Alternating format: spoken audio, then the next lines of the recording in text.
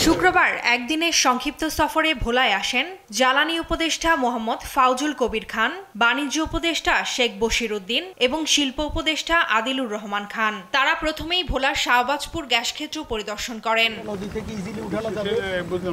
এরপর তারা ভেদুরিয়া এলাকায় সার কারখানা ও বাপার গোডাউন স্থাপনের ভ্যানু এবং বিসিক শিল্পনগরী পরিদর্শন করেন। এ সময় শিল্প উপদেষ্টা জানান, সারা দেশে সার মজুদ হবে 34টি গোডাউনে, যার একটি হবে ভোলায়।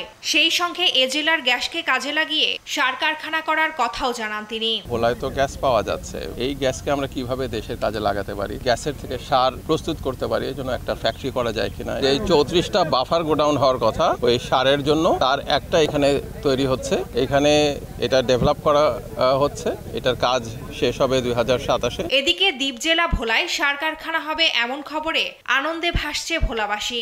সরকারি প্রতিষ্ঠান হলে বেকারদের কর্মসংস্থানের সুযোগ সৃষ্টি হবে বলে মনে করছেন তারা। বড় একটা সার ফ্যাক্টরি হইবে শুনে আমরা খুব আনন্দিত, কারণ এখানে অনেক শিক্ষিত বেকার ছেলেরা আছে, তাদের কর্মসংস্থানের ব্যবস্থা হবে ইনশাল্লাহ। এলাকার এই যে সার কারখানা হইলে অনেক উন্নত হবে, এমনকি আমাদের কাজকাম করতে পারবো। এই কারখানাটা হইলে আমাদের ছেলেমেলে এই কাজ করে খাইতে পারবো, তার অন্য কোনো জায়গায় যাওয়া লাগবে না। ভোলার 3টি গ্যাস ক্ষেত্রে মোট 2.7 ট্রিলিয়ন ঘনফুট গ্যাস মজুত রয়েছে।